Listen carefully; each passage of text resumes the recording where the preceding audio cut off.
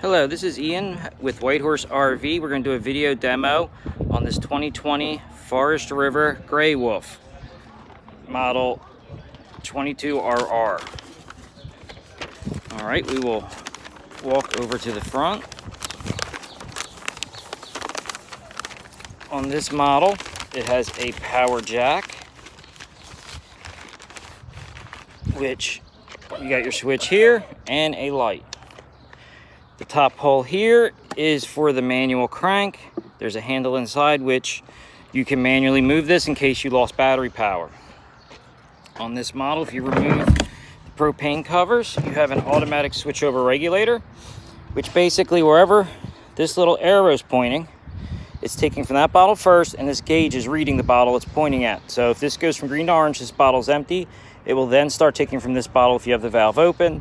You would simply flip it to that bottle. It should go green again. You could disconnect this one to go fill it, or vice versa. Then in the front, you have a Marine RV deep cycle battery mounted to the frame, a 27 series.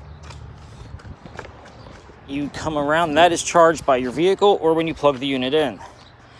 This is the back side of your water heater, and on this model, it has a steel tank, so there's an anno rod here.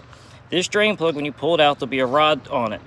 It's a consumable. It grabs any heavy metals and drops into the bottom of the tank. So if you unscrew that, drain the water out, and there's some sediment, that's normal with this model. And then when that goes down to a very thin steel rod, it's time to replace it. You also have your two resets, one for 12 volt, one for 110. If you have some problem where you turn your switch on and nothing happens, I would check these. If you can push them in and feel a click, then they were popped and you have reset them. On this sticker here, it's giving you your tire information and your pressure. Coming around to here, you have your cable input for your campground cable, your outside shower, which is hot and cold, which will either run off the pressurized water system or the water pump. Down here, you have your sewer valves. You have your cap, which you twist off with your hose on. You have your black valve, which is your toilet. You have your gray valve, which is your shower and sinks. If you're hooked to the campsite sewer, you can leave the gray open. The black you need to leave shut till it's about 2/3 empty. Then you'd want to empty it, because then you have to re-add the chemical, and you don't want that to run back out. Coming up here, you have a black tank flush. Every couple times, if you're having a problem with the black tank reading, you want to open the black valve, hook a garden hose here. It's a little sprinkler inside which cleans your tank out. Then you want to shut this off before you shut that black valve. You don't want to overpressure the tank. All right, moving on. You have your water station here. This cap here behind is where you would fill your fresh tank, which you would use your water pump to supply your coach with water if you didn't have a pressurized system or you're on travel. This is where you'd put the hose in at the campground or your house, pressurized hose, which would feed all the plumbing, and you wouldn't need your water pump or this tank. Around here you have a twist lock cord. We have our adapter in, the cord for this unit is in it, but it's simply just twist, pull, remove it, and then put it in, twist and lock it, and that's all. The 30 amp 110 service. You have these vents which you can operate from inside, one on each side for the garage area. You have, this model has where you can use the cables to turn the back deck into a deck, or the ramp. If you unhook the cables and you take off the railing, you can lower it down and use it as a ramp to move what you need in and out of the RV. It also has a drop down screen for the back part. Has a backup camera, which has a wireless monitor, and a large reverse light on top, or floodlight. On these, to disconnect these, to fold this up, there's just knobs that would go in here that you would tighten to lock that in, and then you would just remove pins to drop it down. We will show that later. Coming around here, you have your stabilizing jacks down there, with the switch up there. With that switch, you can run these up and down. These are stabilized only. You cannot correct left or right tilt with them. They're just to keep the RV from rocking back and forth. You have outside speakers.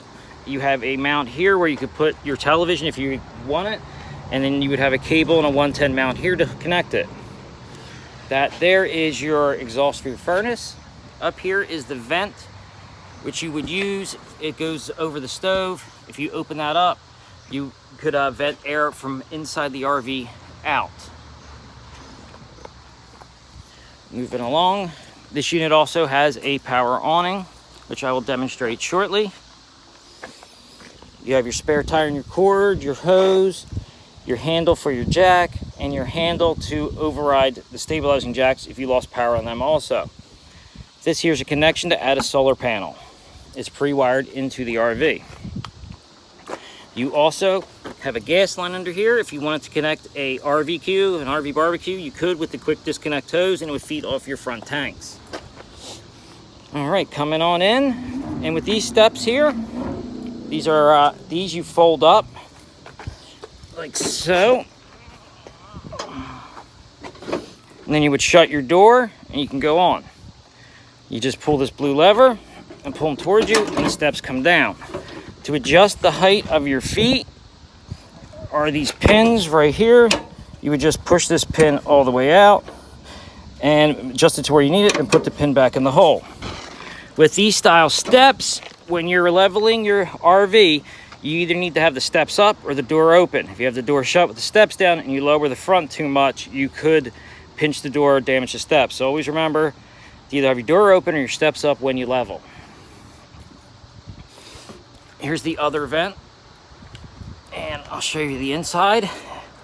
Is this handle here, which you're just going to kind of push and pull to open or shut. You have your fire extinguisher down there by the door. Up here's your control panel. Now, you have your awning right here. Hit extend, and it runs the power awning out. Now with a power awning, because it uses a gas strut to help push it out, you don't want to leave them out if it gets excessively windy. It can cause it to damage from too much movement. Coming on back in here, we'll run this all the way back in. There we go. These lights are a one-touch light. The switch doesn't toggle up and stay. It's just a one tap to turn them on and off. That's for all these switches. This here is your switch for your water pump. This here is their water heater. Now you have battery, fresh, black, and gray. This is the panel where you check, like I said, your black tank you want to leave shut. That valve, wait till it gets to 2/3, then you can dump it. Then when you're done, you want to shut the valve again, add your chemical, and wait till you fill it back up to 2/3. You also have your smoke detector here. That runs on a 9-volt battery that's in it. Whereas the carbon monoxide LP detector is hardwired into the coach, runs off your front battery. This is your battery disconnect. This just disconnects the battery from the RV. If you're plugged in, you'll still have lights. You just won't be charging the battery if this is off. You have your voltmeter here. You have your fuse panel. You have all your 12-volt fuses and all your 110, and they're labeled to tell you where they go. This model has a Furrion 12-volt refrigerator. And this refrigerator only runs on 12-volt power. So it's either running off the converter when you're plugged in, or it's running off the battery when you're unplugged. This also has a charcoal filter. All the explanation for that is in the owner's manual. There's also, I believe, a video that explains this on their website. Over here you have your radio. It is a Bluetooth AM/FM radio. Now, zone 1 is your interior speakers. Zone 2 is your exterior speakers. You can turn them on and off depending if you want in or out. This does connect to Bluetooth, does AM/FM. You can also connect a USB, an HDMI, or an auxiliary jack. You just hold the button to turn it off. Coming on over, it's just a household microwave that works on 110 only. And then here's your light, and this is the fan that goes to that vent on the outside. Now with your RV stove, this is a propane stove. You want to fold your lid up. Then you want to put it to high, and just like your grill at home, you twist the sparker to light it. And then you just turn it off when you're finished. And travel with this down. Now, you have interior speakers in the ceiling. You have your air conditioner right here. This is the intake for the air conditioner. There is a filter in there.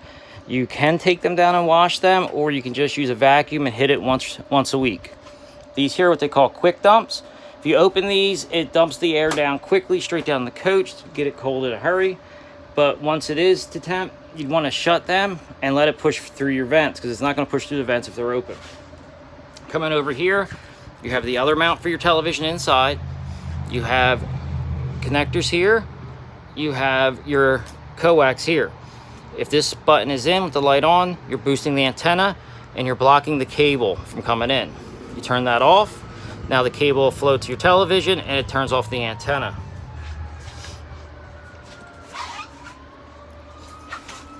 You have your table here, which on this model, I'm on the wrong side. Let me move to the other side.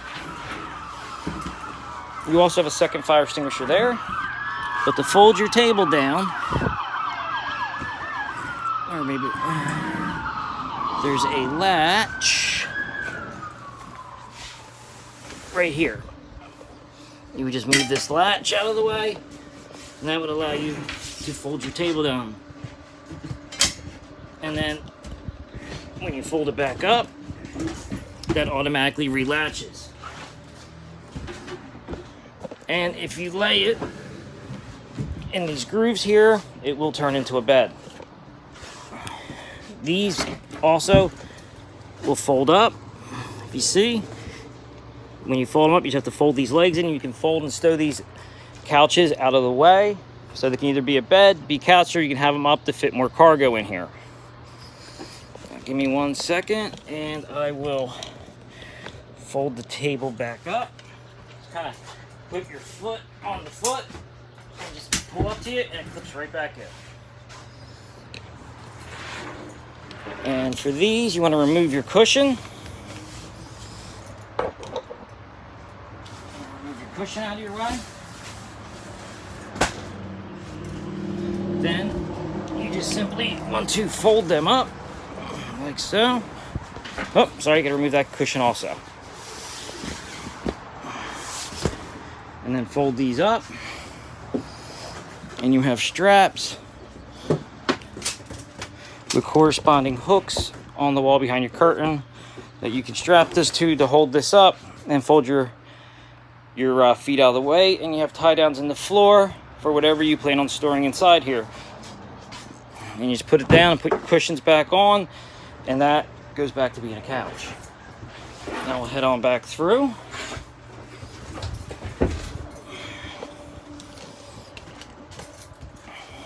Into the bathroom. Coming in here, it has an auto sensor right there that turns on when it sees motion. Now here's your GFI outlet. This outlet runs every 110 outlet in the RV.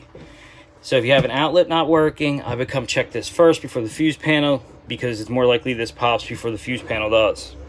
That operates all outlets inside and outside. On your shower, you have this rubber band to clip your shower shut. You always want to have that clipped when you're in transit.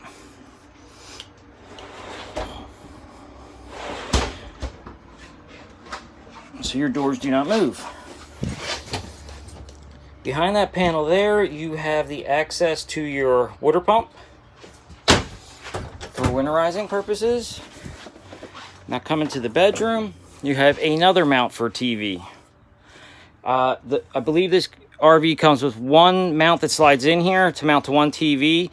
To move to each mount, you could purchase other mounts if you wish to, not use one TV for every spot. And you also have a coax out above it.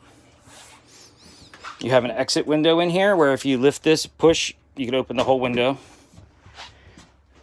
These are charging ports. The USBs do work on them to charge things. It's also a docking station if you got their Bluetooth speaker.